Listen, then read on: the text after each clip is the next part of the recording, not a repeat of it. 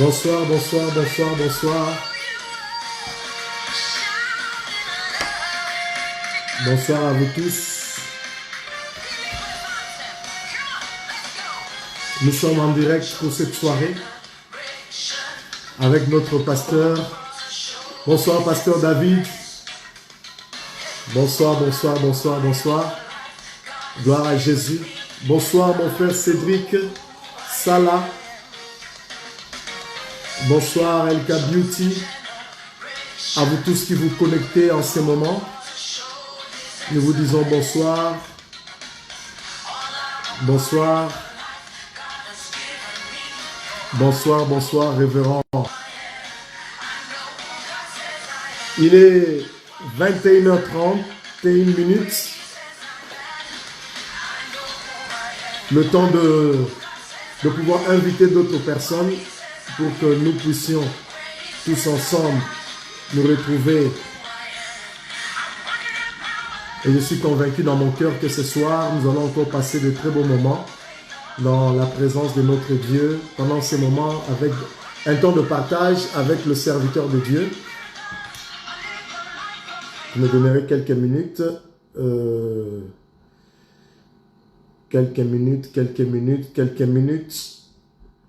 que je puisse partager aussi le direct.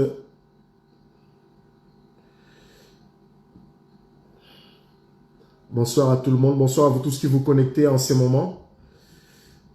Nous sommes en direct en ce temps précis et nous avons l'honneur ce soir de recevoir le pasteur David Mapamboli qui nous vient de la Belgique. Amen, amen. Oui, qui nous vient de la Belgique. Et nous allons tous nous retrouver ce soir afin de pouvoir parler sur un sujet qui nous tient à cœur. Amen, amen. Un sujet qui nous tient à cœur. Je vais demander au pasteur David de pouvoir faire la demande afin que nous puissions entrer et commencer.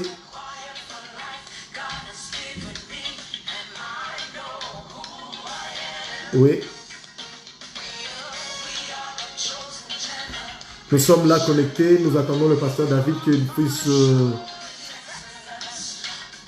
nous faire cette demande-là afin qu'ensemble nous puissions commencer notre programme.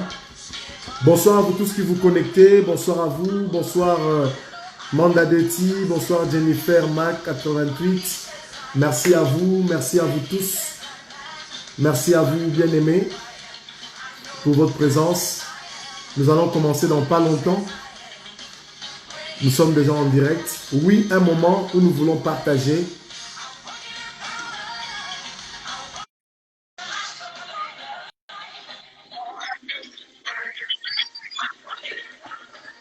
Oui. Bonsoir. Alors, bonsoir. Comment ça va? Super bien par la grâce de Dieu. Ah, amen, amen, amen, amen. Ça a été la journée. Oh, Dieu nous a fait grâce, Dieu nous a fait grâce, on est là, content de pouvoir être invité à cette émission merveilleuse que tu animes. Ah, c'est vraiment un honneur pour moi en tout cas. Vraiment, merci beaucoup, merci beaucoup. Comme on venait de finir notre direct sur Facebook, donc le temps de mettre un peu tout en place et c'est ce qui a fait qu'on puisse se retrouver encore ce soir. Vraiment, je suis très honoré, très ravi. Merci à toi d'avoir déjà accepté cette invitation. Et je crois qu'on va passer de très bons moments dans la présence de Dieu. On va passer de très bons moments pour partager, surtout en ce qui concerne les couples, parce que je sais que tu es vraiment expert dans les domaines. Et ça fait quand même plusieurs années. C'est pas quelque chose que tu as commencé il y a quelques mois. Non, ça fait des années que tu es en train de pouvoir conduire des couples, coacher des couples et tenir des réunions. Vraiment, on est honoré. On est vraiment honoré de ce que tu as accepté cette invitation. Alors, comment tu vas? Comment la famille? En tout cas, on se porte bien. Bonsoir, on dit merci à Dieu. Oui. On se porte bien par la grâce de Dieu. Madame va très bien, les enfants vont très bien. Et on est content que beaucoup de gens soient nombreux là ce soir. Je dis bonjour à toutes les personnes qui sont là. Je vois Nicole, je vois Ornella, je vois Judith Ruth évangéliste Chiro, toutes ces personnes qui sont là. Merci. Je vois aussi Jacques Ambi là, mon ami, le pasteur Jacques, avec qui nous faisons de très bonnes émissions, qui est aussi là. Okay. Donc, gloire à Dieu, quoi. Ah. Donc, et comment tu as vécu ce temps de confinement là-bas en Belgique? Comment vous avez vécu cela? Ah, c'était un temps, bon, d'un côté, d'un côté, c'était quand même très tonifiant parce que ça y est un moment où on a pu passer du temps avec madame, loin le train-train de la vie quotidienne. Il faut toujours courir après le train, courir après le bus, courir après l'école. Mais là, vous êtes seulement confiné à la maison et on a appris encore à mieux se connaître, malgré que nous avons déjà 17 ans de mariage. Mais ma femme a découvert certaines choses en moi, j'ai aussi découvert certaines choses en ma femme, et ça a permis de redonner encore plus d'amour, de rectifier certaines choses qu'on n'avait pas fait attention. Donc, ça a vraiment été un temps où Dieu a mené encore plus de goût à notre mariage. Ah, donc je crois que ce confinement était bénéfique alors. Bénéfique. C'était pas fatal, mais très vital. Amen, amen, amen, amen, amen. Ok. On va passer, David. Merci à toi d'avoir répondu à l'invitation. Et je crois qu'il y a plusieurs personnes qui se connectent en ce moment. Bonsoir Tatiana, bonsoir Pasteur Man, bonsoir Muriel. Merci à vous de vous connecter. Et comme je l'ai dit, merci pour cet honneur que tu nous fais aujourd'hui d'avoir répondu favorablement à l'invitation. Premièrement, les gens qui se connectent veulent connaître qui est le pasteur David. Certes, nous avons annoncé, nous avons essayé un peu de pouvoir te présenter, mais si en quelques mots, en quelques minutes, tu peux te présenter à tous ceux-là qui se connectent en ce moment pour pouvoir, avant d'entrer dans le vif du sujet, de savoir qui est le pasteur David. Bon, voilà. David Mapamboli, c'est la personne qui vous parle à cet instant. Je suis d'origine congolaise, la République démocratique du Congo, mais je vis en Belgique depuis plusieurs années, précisément dans la ville d'Anvers. Je suis marié à mon épouse, Bobette Blessing. Ça fait 17 ans que nous sommes dans le mariage et nous avons 3 enfants. Et je me suis converti au Seigneur à l'âge de 17 ans. Ça fait maintenant actuellement 29 ans que j'ai dans la vie chrétienne. Et voilà un peu ce que je peux dire en quelques mots sur ma personne. D'accord. Et en quelques mots sur ta personne, oui, ça fait, comme tu l'as dit, 29 ans. Mais quand est-ce que tu as ressenti en toi cet appel, cette vocation-là de pouvoir apporter la parole? Parce que, hormis le fait de pouvoir être dans le domaine de s'occuper des couples, des fiancés, des mariés, ainsi de suite, tu es un prédicateur de la parole avant de faire. Voilà. À quel moment tu as ressenti cet appel de pouvoir t'orienter dans le domaine pour pouvoir apporter le message de l'évangile? Est-ce que c'était dû parce que à l'engouement de l'époque ou bien c'est quelque chose que tu as ressenti de la part du Seigneur? Explique-nous un peu. Voilà, donc je me suis converti très très jeune, à l'âge de 17 ans, à Kinshasa, dans l'église La Grâce de Dieu, conduit par notre père dans la foi, le pasteur Betouma, dans lequel beaucoup de mes amis que tu connais, comme le bishop Papin Koumou, le pasteur Jean Bosco à Londres. Je crois que j'ai vu Papin Koumou là. Voilà, donc tous nous venons de cette école-là. Et quand j'étais jeune, moi, ma vision à moi, c'était peut-être d'être peut-être un médecin, comme mon père était professeur d'université, donc je visais le campus, tout ceci. Mais Dieu me voyait autre part. Dieu me lançait un appel que toi, tu vas le servir. Et à notre époque, c'est pas peut-être comme aujourd'hui. À l'époque, dire que tu étais serviteur de Dieu, c'était un peu comme une honte. C'est comme si tu es un peu le raté de la famille. C'était pas une gloire comme aujourd'hui quand on dit tu es homme de Dieu, quoi. Donc c'était vraiment avec peur. Et j'avais eu à résister à cet appel-là, mais après je me suis soumis à la volonté de Dieu. Et puis, j'ai commencé à sentir vraiment la passion pour les âmes. Et la passion pour les âmes a commencé d'abord dans ma propre famille. J'ai commencé à évangéliser ma mère, mes frères et sœurs. Et puis, ça a été les amis du quartier. Et puis, c'était à l'école Massamba. Pour ceux qui sont au Congo, Kinshasa, Limité, ils connaissent l'école Massamba où on a évangélisé, notamment avec Papin Koumou, le pasteur Marcelo Tunasi et d'autres amis. Et puis, c'est de là que la passion est venue pour la parole, et puis on a été encadré par notre pasteur, par des aînés pour devenir des prédicateurs, des enseignants de la parole de Dieu. Et bon, on a commencé vraiment très très jeune parce que ça fait maintenant pratiquement, je crois, 25 ou 26 années qu'on est là dans le ministère en train d'apporter la parole de Dieu. Et donc, ça a commencé à fur et à mesure que les années ont avancé, le feu pour prêcher l'évangile n'a fait qu'augmenter.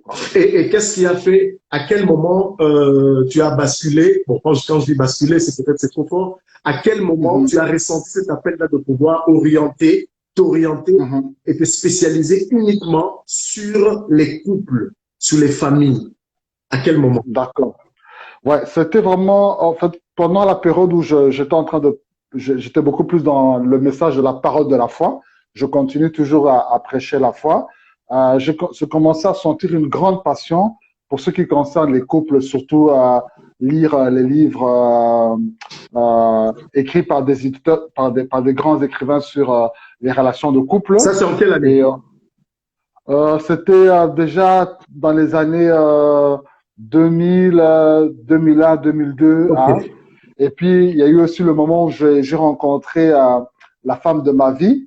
Et faut dire que vraiment, ma relation amoureuse avec ma femme, c'était vraiment un love story. Okay. Donc, si Hollywood était là et on faisait un film de la manière dont j'ai rencontré ma femme, je crois qu'elle serait cartonnée mieux que Bodyguard ou Pretty Woman ou je ne sais pas quoi. Là. Franchement, c'était terrible. Donc, tu vois, alors déjà cette relation. Et puis, quand on s'est mariés, on a ressenti que beaucoup de gens s'identifiaient à nous, quoi. Donc, on commençait à inspirer beaucoup de gens sans le savoir. Et puis, très, très tôt dans le mariage, on s'est mis déjà à parrainer beaucoup de couples. D'accord. Et après cela, il y a eu un jour où j'ai été invité sur la chaîne TV La foi en Jésus, conduit par le frère L'État. Et à cette époque, il y avait une émission de la sœur Julie Tienda, que je salue au passage. Espoir TV. Oui. Ouais. Voilà, Espoir TV. Voilà, on l'a elle m'avait invité. Voilà. Elle m'avait invité dans une de ses émissions. Je crois que c'était de vous à moi, quelque chose comme ça. Et là, elle me posait vraiment beaucoup de questions sur le mariage. Okay. Et quand j'ai intervenu, beaucoup d'auditeurs avaient été bénis. Et le chef de TV La foi en Jésus, le frère L'État, lui aussi avait été très touché. Et il m'a invité, il m'a dit, pasteur, je voudrais que tu prennes un espace chez moi pour que tu consacres seulement pour les couples. Moi, je dis, tiens, je ressens déjà un fardeau pour cela. Bon, on a commencé. Et puis, c'est ma femme qui a eu l'inspiration du mot de Valmeka. Elle m'a dit, bon, qu'on donne le nom à l'émission de Valmeka. On a commencé avec rien qu'au niveau des émissions, de Valmeka. Et puis, faut dire que pendant plusieurs années, j'ai été pasteur d'une église locale. Okay. Et ensuite, Dieu m'a demandé d'arrêter de conduire l'église locale. Donc, c'était vraiment un tournant fatal parce que on te connaît, pendant plusieurs années, tu vas à l'église. Du coup, fermer les portes de l'église, renvoyer les fidèles dans d'autres églises, c'était pas facile. Okay. On avait investi beaucoup d'argent, comme tu le sais, le loyer de la salle, les instruments, les ceci et tout là. Mais j'ai voulu seulement obéir à la voix de Dieu. Et donc, on avait fermé l'église et on est parti maintenant dans une église locale dirigée par un autre pasteur. Et on a essayé maintenant de se concentrer sur notre ministère. Ça a été d'abord un ministère itinérant. On était souvent invités par-ci par-là. Et puis, c'est en 2018, tout récemment, que on a dit, bon, à part les émissions, à part le fait qu'on va dans des endroits où nous sommes invités pour tenir des réunions, nous allons commencer à tenir nos propres réunions. Alors, en 2018, on a tenu d'abord notre première soirée de gala. Là, nous étions seulement que 4 couples. D'accord. Donc, 8 personnes. Dans un restaurant. C'était vraiment des faibles commencements. Mais on avait passé des moments dynamiques. Mais Dieu a fait grâce qu'après, on a fait aussi une conférence annuelle. C'est là que vraiment le ministère a explosé. Et qu'on a compris que on peut plus continuer, moi et ma femme, mais il faut qu'on fasse vraiment une structure. Et c'est là que Devalmeka ce n'était plus une émission télévisée, mais c'est devenu maintenant le nom du ministère qui est centré sur les couples et les familles. Et là, nous sommes avec toute une équipe de gens. Donc, on est à si ma mémoire est bonne, une vingtaine de personnes qui travaillent avec nous dans ce ministère. Ce sont des gens issus de différentes églises. Ils ont leur église, mais ils se sont impliqués dans notre vision pour ce qui concerne les couples et les familles. Et donc, une grande partie de l'équipe se trouve avec nous ici en Belgique. Et nous avons encore une autre branche qui est à Lille, en France, chez vous là-bas, et une autre branche qui est à Kinshasa. Et donc, depuis lors, chaque année, nous tenons des soirées de gala. Nous sommes déjà à notre 3e édition qu'on avait fait récemment au mois de février. Et puis, nous tenons aussi des conférences annuelles chaque année. Donc, là, au mois de septembre, si tout va bien avec les procédures de déconfinement, nous aurons alors notre troisième conférence annuelle pour de Valmeca. D'accord. Et quels sont les objectifs que vous poursuivez dans le ministère de Valmeca? Si Voilà, c'est donc, pour permettre à ceux-là qui ne vous connaissent pas, qui ne connaissent pas le ministère, de savoir au fait exactement. Oui, effectivement, parler des couples, mais quels sont les objectifs que vous voulez atteindre au travers des conférences, au travers des moments que vous avez avec toutes ces personnes qui viennent vers vous, Voilà, donc la mission de Valmeca, c'est de pouvoir aider premièrement les couples, les fiancés et les célibataires, y compris aussi les veuves et les divorcés. Donc, on met personne à côté, que tu sois marié, que tu sois en couple, que tu sois fiancé ou célibataire ou veuve divorcée. On veut vous aider à bâtir des mariages et des familles heureuses. Et par rapport à cela, on tient des soirées de gala, des conférences annuelles, des réunions aussi pour uniquement les femmes, ou soit les hommes, ou soit les célibataires aussi, ou les fiancés. Tout cela pour les inculquer les valeurs de Dieu pour bâtir un mariage heureux, les inculquer les valeurs de Dieu pour rester chastes dans leur célibat, les inculquer les valeurs de Dieu pour faire le bon choix du partenaire et pour bien se préparer aussi dans les fiançailles, et aussi aider ceux qui ont été dans le mariage, qui ont été déçus par le mariage, qui sont divorcés, parce que souvent ils sont condamnés, souvent l'Église ne dit rien pour eux.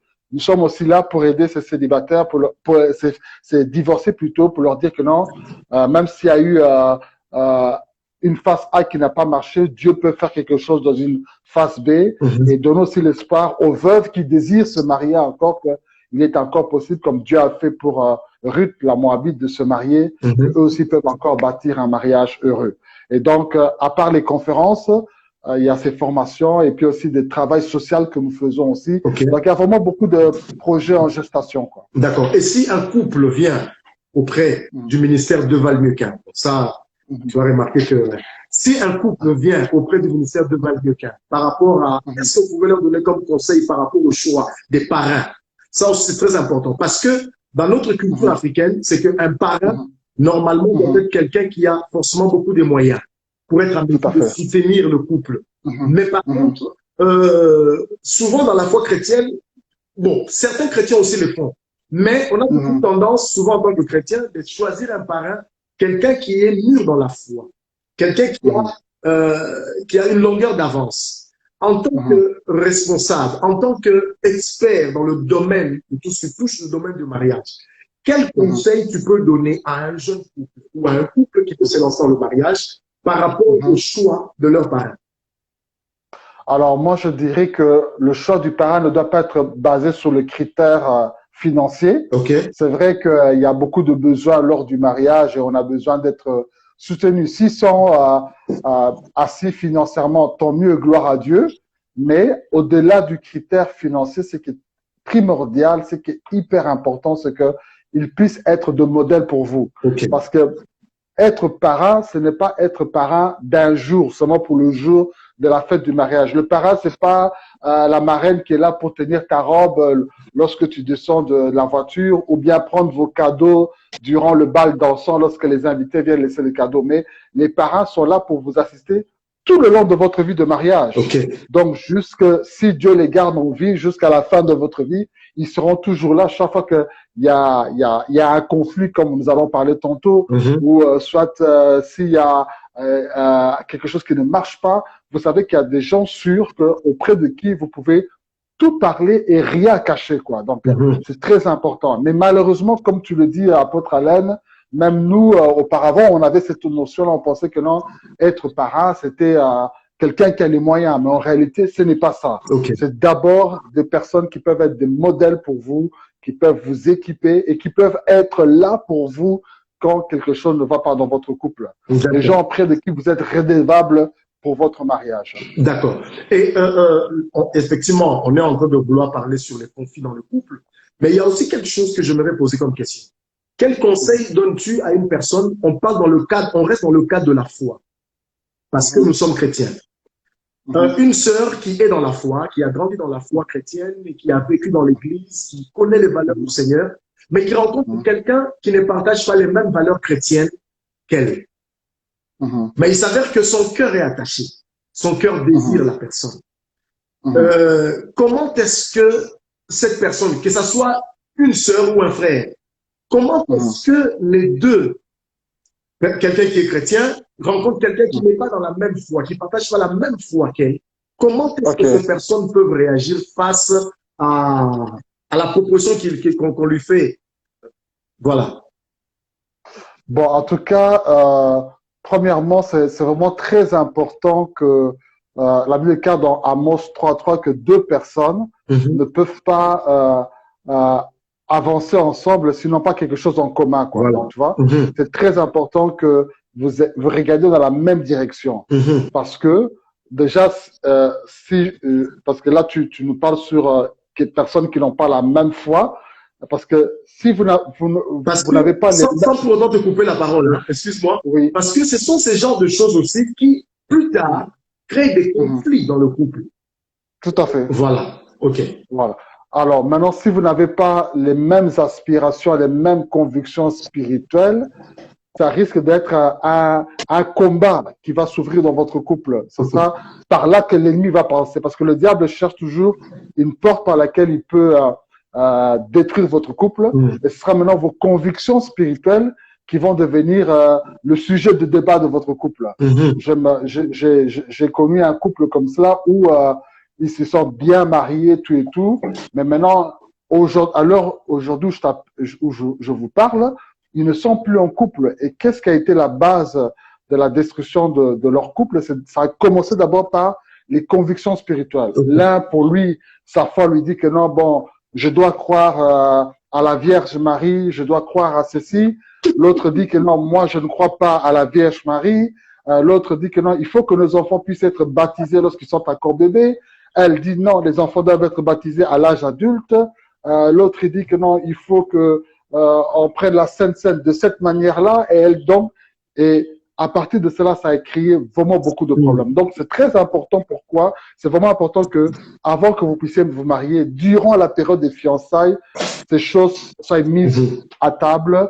Vous puissiez parler avec cela ensemble. Et quand tu t'engages, tu pèses les conséquences du choix que tu vas faire si une personne ne partage pas la même doctrine de foi que la tienne, quoi. D'accord. J'ai par contre deux questions que j'aimerais poser, donc sur une seule question. Quand nous parlons des conflits dans le couple, vous allez vous rendre compte que, premièrement, qu'est-ce que être en couple apporte comme satisfaction ou un plus dans la vie des personnes? Tu sais, cette question-là, la personne qui serait le mieux placée à répondre, c'était notre cher ancêtre Adam. Okay. Parce que Adam, quand Dieu l'a créé, moi et ton dit, on chante, si je peux voir la gloire de Dieu, la gloire de Dieu. Adam a vécu avec la gloire de Dieu 24 heures sur 24. Voilà. Mais malgré cela, Adam sentait qu'il y avait quelque chose qui lui manquait. Il a vécu avec la richesse tout autour de nous. On se bat jour et nuit. Je sais que tu es entrepreneur, avec ton épouse, vous faites des bonnes formations pour aider les gens à être indépendants financiers. Mais cet homme était le premier millionnaire ou milliardaire sur Terre. Il avait tout le patrimoine de l'humanité était sous ses pieds. Ouais. Mais malgré cela, il y avait un vide terrible. Et il avait aussi tous les animaux. Les animaux n'étaient pas féroces à cette époque-là. Ils lui étaient soumis, mais il y avait un vide. Mais et c'est Dieu qui a vu que là, il n'est pas bon que ce gars soit tout seul. Dieu a trouvé que tout était bon. Mais la seule chose que Dieu a trouvé qui n'était pas bon, c'est que Adam soit tout seul. Le soleil était bon. La lumière était bon. Les animaux étaient bons. Les fruits étaient bons. L'or et le diamant, tout était bon. Mais une chose qui n'était pas bon, c'est que l'homme reste tout seul. Et je parle aussi à quelqu'un, peut-être toi aussi qui me suis, ce n'est pas bon que tu restes comme ça jusqu'à la fin de 2020 tout seul.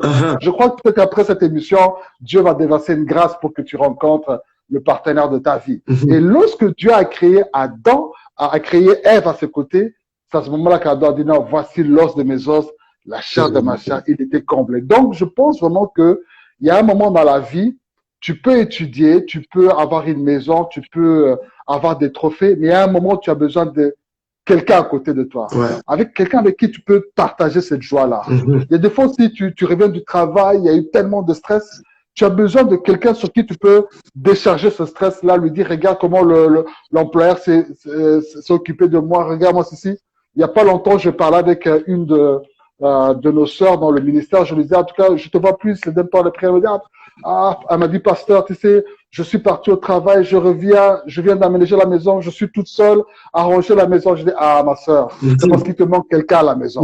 Donc, je pense vraiment que la compagnie de quelqu'un apporte une grande satisfaction parce que tu as quelqu'un avec lequel tu peux partager ton bonheur, tes peines, tes émotions. Tu as une assistante, tu as un aide semblable à côté de toi. Donc, c'est vraiment une grande satisfaction. Et pour ceux-là qui disent, vaut mieux vivre seul que de se mettre en couple pour vivre des conflits, des déceptions et tout ce que l'on voit actuellement. Parce que, faut pas se voiler la face. Il y a tellement, en fait, souvent, une grande partie des personnes qui sont dans le couple, qui sont en mariage, montrent une image qui est un peu négative du mariage et qui fait que ceux-là qui ne se sont pas encore mariés se disent, si entrer dans le couple ou vivre un mariage pour vivre de telles choses, je ne préfère pas.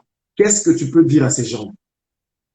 Bon, ce que je peux dire, premièrement, c'est qu'il y a un passage dans 1 Corinthiens, chapitre 7, le verset 28, où l'apôtre Paul dit, il demande aux gens de rester célibataires, parce qu'il dit que non, pour ceux qui se marient, il y a beaucoup d'affliction dans la chair, tu vois. Il y a beaucoup d'affliction pour les gens qui sont dans la chair. C'est-à-dire que le mariage, ce n'est pas juste en rose, tout ceci. Effectivement, il y aura des tribulations. Et Paul dit que non, pour vous épargner de ces tribulations, je préfère que vous restez tel que vous êtes. Quelqu'un dit mieux vaut être seul que mal accompagné.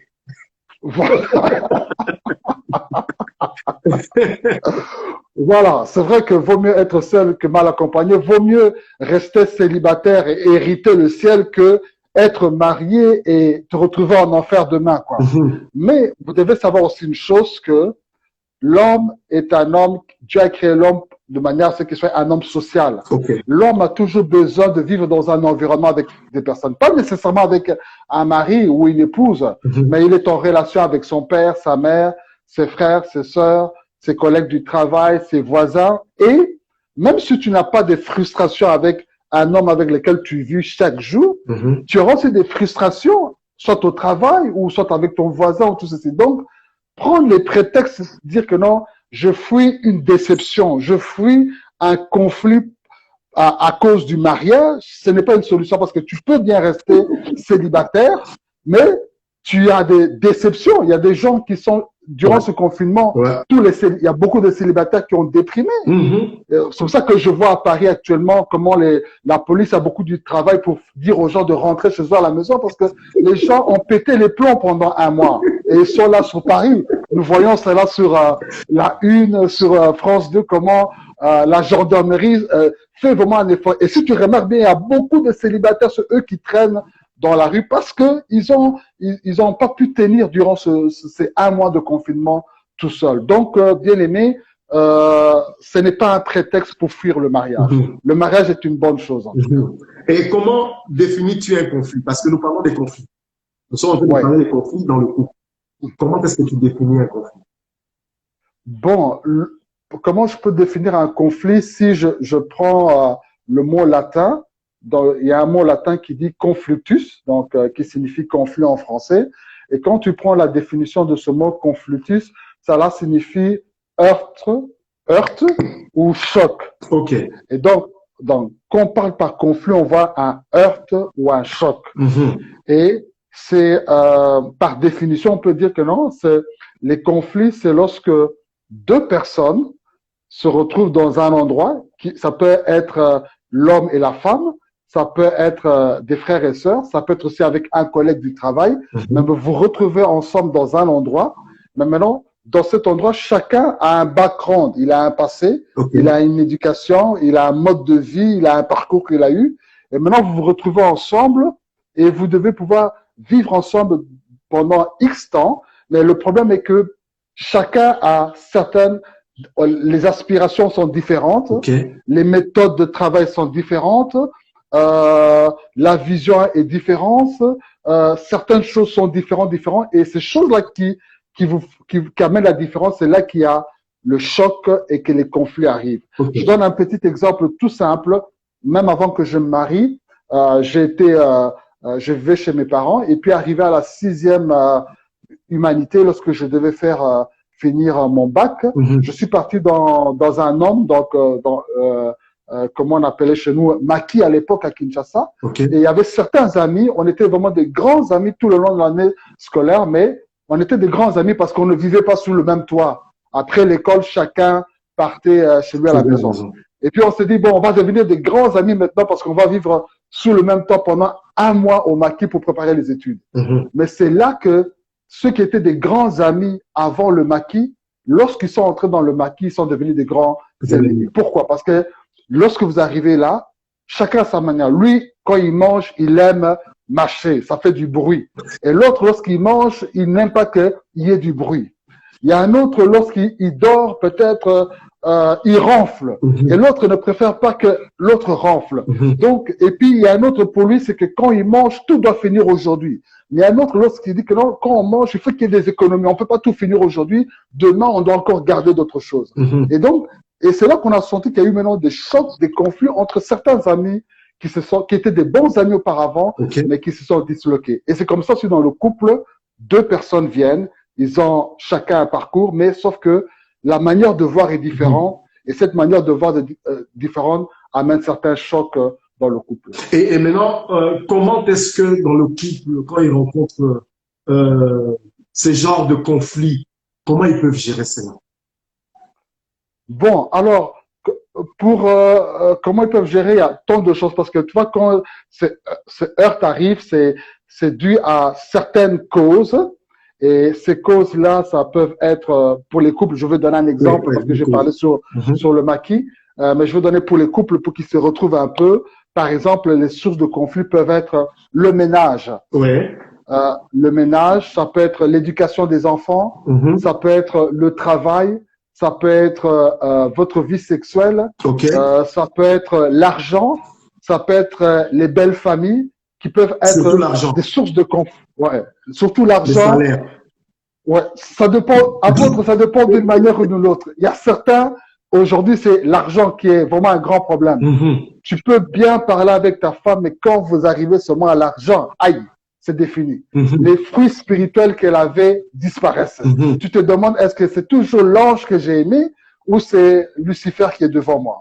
D'autres aussi, c'est la belle famille. Vous avez une famille qui est trop envahissante, où ton partenaire laisse toujours la famille dominer vos décisions que vous devez prendre. Ça devient un problème. Ça, c'est un problème. Ou soit c'est l'éducation des enfants. Là est peut-être papa poule trop large et la maman est peut-être plus disciplinée et donc la manière dont vous gérez les enfants devient un problème. Ou ça peut être aussi le ménage. Un est strict, réglo, il aime que tout soit bien ordonné, mais l'autre c'est plutôt poulailler, tout peut traîner par-ci par-là. Ça devient des sources de conflits dans le couple. Maintenant, pour pouvoir alors répondre à ta question qui est de savoir comment peut-on gérer les conflits, il y a beaucoup de secrets. Et la réussite de votre mariage, c'est dans l'art de la manière dont vous allez gérer vos conflits. Parce que vous devez savoir que les conflits sont normaux dans un couple et les conflits sont inévitables. Parce qu'il y a beaucoup de gens lorsqu'ils le voient inévitable, je le dis. Parce que ce matin, je peux être en conflit avec ma femme. Un conflit peut arriver que je suis au volant. Et moi, je roule en voiture. Ma femme aussi est conductrice parce que ma femme aussi a son permis, elle conduit. Et je me rappelle au début de notre mariage, nous, les disputes avec ma femme commençaient seulement au volant, parce que elle dit non, tu devais prendre cette avenue. Moi, je dis l'autre avenue. Ah, tu vois, qu'est-ce que je te dis? Cette avenue est plus courte que l'autre. Donc, les conflits peuvent être à tout moment. Rien que peut-être pour un programme télé. Je voulais regarder un match de foot, elle voulait regarder ceci, baf, un conflit commence. Surtout les retards, quand ils sont en retard. Voilà. Ou soit les retards. Donc, pour dire que les conflits sont normaux, les conflits sont inévitables dans le couple. Maintenant, le problème, c'est comment gères-tu les conflits? Voilà. Les couples maintenant qui échouent, ce sont les couples qui n'ont pas arriver à gérer leurs conflits et les conflits maintenant les ont détruits et pour certains malheureusement ça leur rapporte dans le divorce.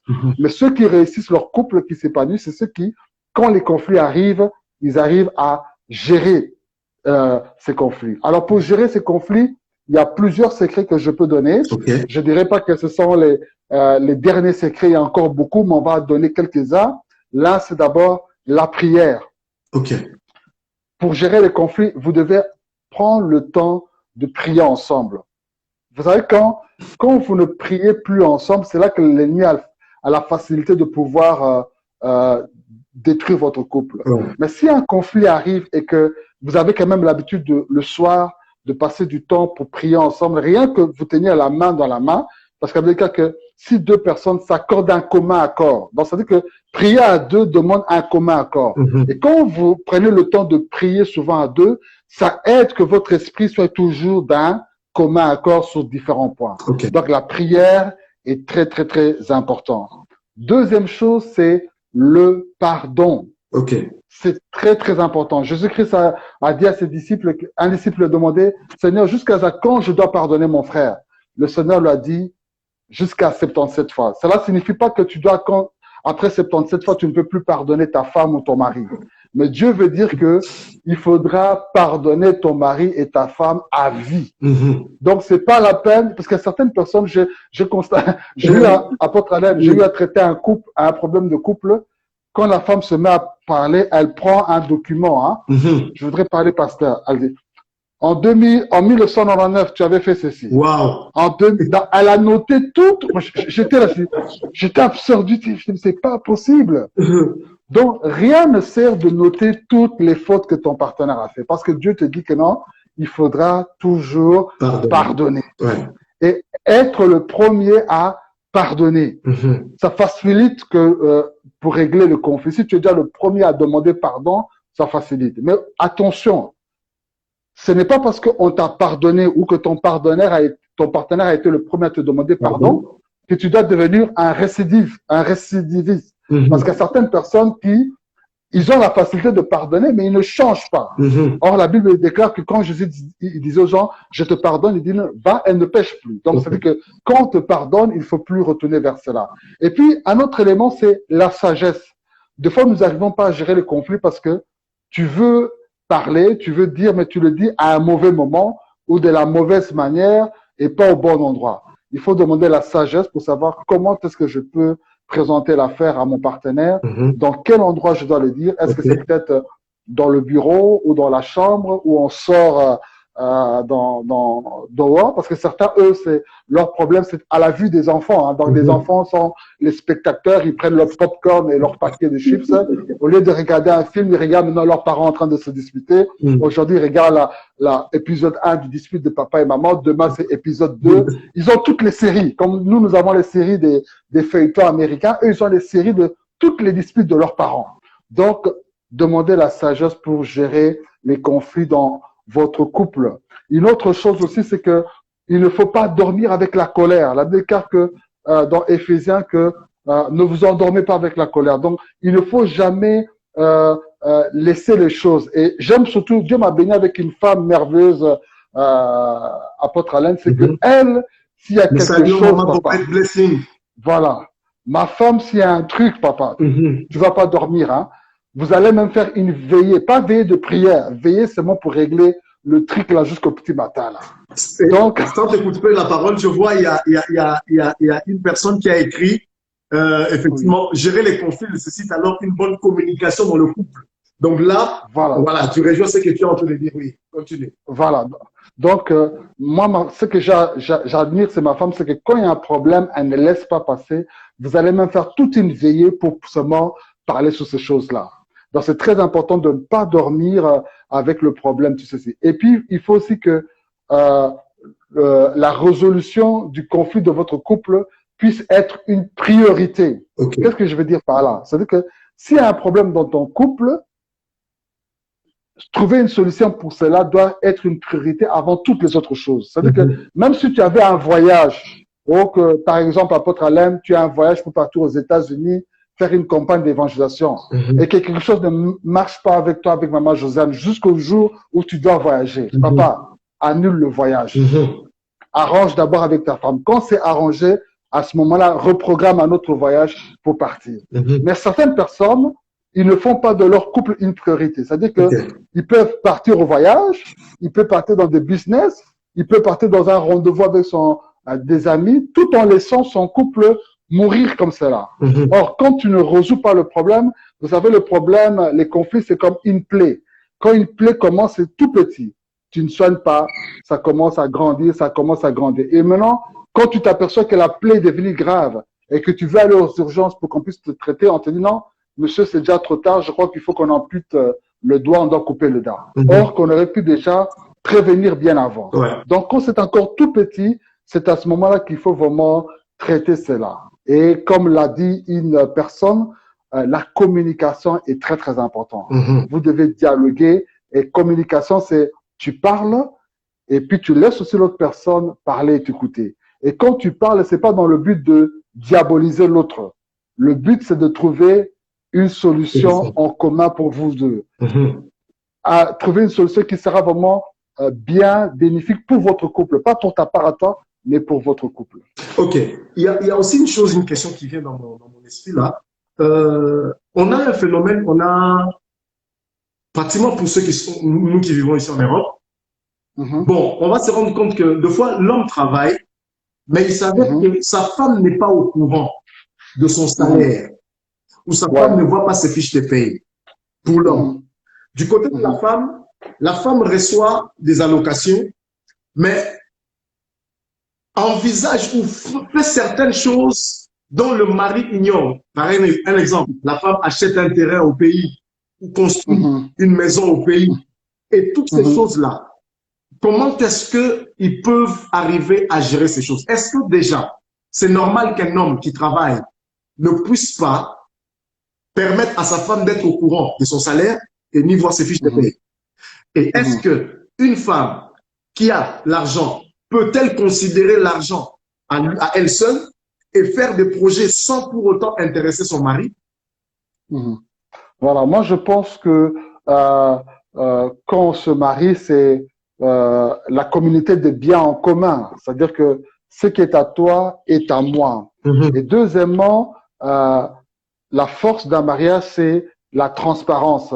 La Bible déclare que quand Dieu a créé Adam et Ève, ils étaient nus, ils n'avaient rien à cacher. Donc Adam voyait entièrement Ève telle qu'elle était et Ève voyait Adam tel qu'il était. C'est seulement le moment où ils ont été en désaccord avec la parole de Dieu qu'ils ont péché, que c'est à ce moment-là qu'ils ont commencé à cacher certaines choses en eux, se mettre une tenue de feuilles pour cacher le sexe, cacher ceci. Et donc, bien aimé, quand vous vous aimez réellement, je comprends que ce qui m'appartient t'appartient, ce qui est à toi m'appartient et nous devons rien cacher. Mon salaire, il faut que ma femme connaisse le prix de la valeur de mon salaire. Si ma femme a des projets, il faut qu'elle m'en fasse part. Notre ministère porte le nom de Deval Mequin, qui est tiré de livre d'Ecclésiaste au chapitre 4, le verset 9 à 12, qui déclare que Deval Mequin, parce qu'ils retirent un bon salaire de leur travail. Donc, ça veut dire que l'un peut travailler, mais quand vous êtes à deux, ça peut encore aller plus loin. Je donne un exemple. Tu es l'homme, tu gagnes de l'argent. Des fois, tu as de l'argent, mais ta vision n'est pas à long terme. Tu gagnes l'argent, mais les dépenses vont seulement inutilement. Mais si tu fais part à ta femme que non, voilà, j'ai un salaire, j'ai gagné ceci, peut-être ta femme ne gagne pas cet argent, mais la femme, Dieu peut-être lui a donné la sagesse pour dire que non, mon chéri, avec ce que tu viens de gagner ici, on peut mettre cela à côté et faire telle chose pour la maison. Je peux donner un exemple. Nous avons eu un projet dans notre vie pour acheter une maison, tout ceci. Et c'est moi qui gagnais l'argent plus que ma femme, mais c'est ma femme qui a eu l'intelligence de pouvoir épargner l'argent. Tu vois? Et le jour où on a dû apporter de l'argent auprès du notaire pour acheter la maison, moi, je me demandais où on va trouver cette somme d'argent. Et puis ma femme me dit, mais non, j'ai cet argent. Je dis à ma femme, mais où tu as eu cet argent? Parce que je sais que tu ne travaillais pas à ce moment-là. Mais c'est quoi? Comme j'étais franche, je lui ai dit le salaire que je gagne. Je lui cachais pas l'argent. Je lui laissais même le compte en banque. Elle, avec cet argent, non seulement elle gérait les trucs de la maison, mais elle a su épargner de l'argent. Et cet argent a permis que nous puissions mettre cela au notaire. Mais si je lui cachais cela, on n'aurait pu jamais accomplir le projet que nous avions. Et c'est aussi vice-versa aussi avec la femme. Quand tu as quelque chose, tu gagnes quelque chose, fais part de cela à ton mari. Ensemble, vous pouvez encore aller plus loin. La Bible dit qu'une seule personne, si Dieu est avec lui, il peut vaincre 1000 personnes. Mais si 2 personnes, Dieu est avec eux, normalement avec le calcul humain, c'est 2 fois 1000, ça ferait 2000. Mais Dieu dit que 2 personnes avec le Seigneur, ils vont vaincre 10 000 personnes. Donc, à tout seul, il y a un impact, mais quand vous êtes à 2 avec Dieu, l'impact est encore plus grand. Ok, on est énormément bénis. Je crois que même ceux qui nous suivent là sont énormément bénis. Merci beaucoup, pasteur, pour les réponses. Il y a aussi quelque chose. Souvent, on entend ces langages, soit chez l'homme, soit chez la femme. C'est mon argent. C'est moi qui travaille. Je peux dépenser comme je veux. Il n'a pas le droit de pouvoir me gérer. Du reste, c'est moi qui me réveille même à 5 heures. Aïe. C'est moi qui vais souvent faire quand je me lève pendant qu'il fait encore froid. C'est moi qui suis là-bas dans le métro pour aller faire ce travail-là. Ce n'est pas toi. Donc, je dois gérer mon argent comme je veux. Quel conseil tu peux donner à ces genres de personnes, à ces genres de maris ou à une femme pareille qui répond ainsi face à son homme ou bien l'homme qui répond ainsi face à sa femme? Bon, en tout cas, je sais pas si les hommes souvent ils répondent cela, mais j'ai souvent entendu les femmes, souvent lorsque l'homme malheureusement pour une raison ou une autre, hein, ça peut être peut-être qu'il est un problème de santé, il ne peut pas travailler, ou soit il est en Occident, il n'a pas le titre de séjour, il ne peut pas travailler, et du coup si la femme travaille, il y a ce genre de langage qui vient que non, c'est mon argent, tu ne peux rien faire, tout ceci. Donc moi ce que je voudrais dire c'est que premièrement, chère épouse, ou bien peut-être s'il y a des hommes aussi qui font cela à leurs femmes, c'est que comprenez que l'homme et la femme sont appelés à faire une seule chair. Et vous devez être un en toutes choses, dans tous les domaines et même dans le domaine financier. Et puis aussi, il faut aussi comprendre que la vie a beaucoup de surprises. Tu peux être aujourd'hui en haut et demain te retrouver en bas. Et que l'autre remonte. Je donne un exemple simple parce que des fois, la Bible dit qu'il faut que la nature elle-même vous enseigne. Prenons l'exemple du couple Obama. Vous savez, Michelle Barack, c'était elle qui était quand même, elle venait, elle avait fait des études, c'est elle qui a punché beaucoup Barack Obama au début de sa carrière en tant qu'avocat, tout ceci. Mais si elle avait négligé Barack Obama en se disant, bon, c'est juste un gars qui, son père est africain, sa mère est partie avec un autre homme, ceci, il vit avec ses grands-parents, il se débrouille encore dans la vie, moi je suis déjà assez stable, il ne serait pas ce qu'ils sont aujourd'hui. Mais elle ne savait pas qu'en aidant Barack Obama, que quelques années plus tard, cet homme allait devenir le premier afro-américain président et qu'elle allait être la première first lady black aux États-Unis. Donc, la vie a beaucoup de surprises. Tu peux être aujourd'hui en position de force, comme demain, c'est l'autre qui peut être en position de force. Et ce que je dois aussi encourager les gens, c'est que je veux interpeller les hommes qui me suivent. Si, à l'heure actuelle, vous n'avez pas de moyens et que c'est votre épouse qui a les moyens, vous pouvez compenser cela par beaucoup de choses. C'est-à-dire, la femme, des fois, elle n'a pas besoin nécessairement que tu apportes des millions. Mais tout en sachant que tu n'as rien, ne fût-ce que le 1 euro que tu apportes à la maison, pour elle, ça a plus de valeur que les 1000 euros qu'elle apporte. Tu vois? Le mal, c'est que lorsqu'elle voit qu'elle doit apporter les 1000 euros, et quand toi, tu n'apportes rien, elle doit te nourrir, elle doit te vêtir, elle doit te satisfaire au lit, tu ne fais rien, tu t'occupes pas des enfants. Donc, la pauvre, c'est là que elle se lâche et des fois, elle libère de telles paroles de sa bouche. Mais si elle sent que non, bon, parce que pour une période courte, c'est la femme qui se bat pour prendre soin de la maison, mais que son mari compense par d'autres choses. Il soutient sa femme, il donne des conseils, il accompagne, il assiste pour les enfants, le ménage à la maison et le peu qu'il gagne, il amène ne fût-ce que 1 euro comme contribution à la maison. Pour une femme, elle trouve que les 1 euro de son mari ont plus de valeur que les 1000 euros ou les 2000 euros qu'elle apporte dans la maison, quoi. Ah, d'accord. Et là, vous avez dit, tu as dit quelque chose par rapport au conflit. Je vais revenir un peu par rapport à ça. Tu as soulevé l'aspect de la belle famille. Et souvent, on va se rendre compte que un homme qui est marié, qui a une femme, mais la femme n'arrive pas à avoir d'enfant, soit ça crée des problèmes dans la belle famille, avec la belle famille, ou bien elle a des enfants, mais il s'avère que le choix de l'homme n'était pas forcément le choix de la belle famille. Face maintenant à la maltraitance, face aux oppositions de la belle famille à l'égard de la femme, comment est-ce qu'une femme, et surtout en tant que chrétienne, peut-elle réagir face à ça? Voilà.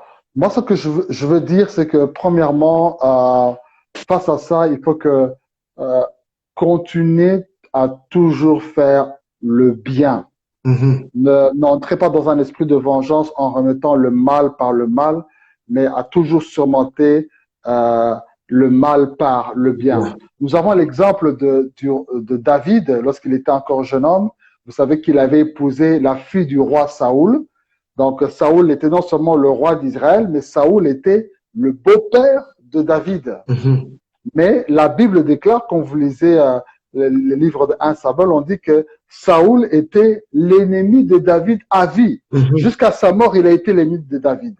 Et à plusieurs reprises, à 2 reprises, Dieu avait donné la vie de Saoul entre les mains de David, que David pouvait tuer Saoul. Mais chaque fois que David voulait s'approcher de Saoul, son cœur battait très fort. Il a dit non, je peux pas toucher à ce roi de Dieu qui est mon beau-père. Et Dieu a honoré la fidélité de David. Même lorsque Saoul est mort, David a pleuré la mort de Saoul. Donc, ce que je vous demanderais, c'est de toujours continuer à faire le bien et à ne pas remettre le mal par le mal et surtout rester unis, hommes et femmes, durant cette période-là. Plus la belle famille verra votre unité, votre amour, plus aussi eux, ils vont se soumettre à votre complicité et ils vont commencer à respecter votre couple. Mais si vous cédez aux pressions et que tu vas sous les penchants de ta famille, ça va détruire ton couple. Mais restez unis et puis aussi, il faut leur faire comprendre que non, nous vous aimons, mais il y a certaines limites. Il faut apprendre à donner des limites à vos familles pour qu'ils ne puissent pas entrer dans votre intimité. Et ça, c'est vraiment très, très important quand vous apprenez à donner des distances à vos familles. Je ne parle pas de division, mais je parle de séparation. Parce qu'il y a certaines personnes qui font des amalgames que quand on se marie, la famille, c'est fini. Non, la famille restera toujours là, mais les relations ne seront pas comme lorsque tu étais sous le toit. Mais il faut apprendre à donner des distances, des limites, savoir jusqu'à quel niveau ils peuvent venir et là où ils doivent pouvoir s'arrêter. Mais vraiment, pour ceux qui passent par des moments durs, vous êtes combattus par vos beaux-parents, vos belles familles, le seul mot que je peux vous dire, c'est continuer à les aimer, continuer à les supporter, continuer à faire le bien. La Bible déclare que non, parmi les païens, comportez-vous bien. Il y aura un moment où Dieu va les visiter et quand Dieu va les visiter, ils vont se souvenir des actes bons que vous faisiez quand vous étiez avec eux et ils glorifieront le Seigneur. Amen, amen, amen. Vraiment, Pasteur David, que Dieu te bénisse abondamment. Nous sommes pratiquement à la fin de notre temps de partage. Quel conseil peux-tu donner aux fiancés? Quel conseil peux-tu donner aux couples mariés? Quel conseil peux-tu donner à tous ceux qui aspirent dans la vie maritale? Et aussi à ceux qui sont réticents en ce qui concerne le mariage? D'accord. Bon, pour les fiancés, je voudrais leur dire que les fiançailles, c'est le temps de préparation. Préparation pas seulement pour le jour J du mariage. Parce que je vois aujourd'hui beaucoup des fiancés, quand ils pensent à préparation, ils pensent seulement au jour J du mariage. C'est-à-dire que qu'est-ce que je vais porter comme tenue, quelle est la coiffure que j'aurai, quelle est la voiture que j'aurai. Et puis avec, tu vois, les émissions que je regarde chez vous, une lune de miel, pour 4 mariages pour une lune de miel. Donc, ils pensent que c'est seulement le meilleur décor, la meilleure tenue. J'ai regardé encore aujourd'hui 4 lunes de mariage pour 4. J'oublie toujours le titre de cette télé-réalité. Bon, bref, vous connaissez cette télé-réalité. Donc, la préparation, c'est pas seulement pour le jour du mariage, parce que le mariage, c'est toute une vie.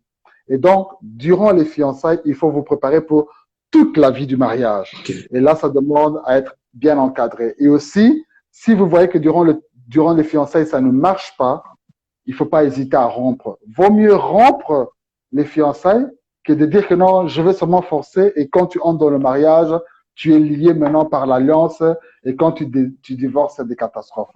Pour ceux qui sont mariés, ce que je voudrais vous dire, c'est que, surtout par rapport à ce que nous venons de parler sur les conflits, c'est que quand vous voyez les conflits, c'est tout à fait normal quand deux êtres sont ensemble, mais si vous demandez à Dieu la sagesse, Dieu vous donnera la sagesse pour pouvoir régler vos conflits et ne cherchez pas toujours votre intérêt.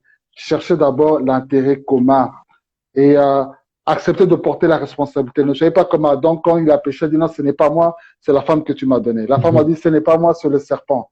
Si chacun joue son rôle, tu dis que non, j'accepte ma responsabilité. La femme se dit, j'accepte mon responsabilité. À ce moment-là, vous irez de l'avant dans la vie chrétienne, malgré que les conflits viendront, mais les conflits, au lieu de vous détruire, ça va vous enrichir. Et quand vous allez maintenant penser à vos conflits, vous allez commencer à rigoler. Il y a des fois, quand je parle avec ma femme, tu te rappelles, quand on s'était disputé là, on se met à rigoler. Ce n'est plus un sujet de dispute, mais c'est maintenant de la rigolade, tu vois. Donc, ça, c'est le conseil que je donne aux mariés. Pour ceux qui aspirent au mariage, je voudrais leur dire que non, c'est une très bonne chose d'aspirer au mariage. Et la qualité de votre mariage dépend de la qualité de votre célibat. Donc, tu n'entres pas dans le mariage pour être heureux, mais tu entres dans le mariage pour rendre la personne heureuse. Et donc, il faut dire que Dieu commence à travailler déjà ton caractère pendant que tu es célibataire, être vrai, être soi-même, être épanoui, afin que quand tu entres dans le mariage, tu puisses rendre ton partenaire heureux.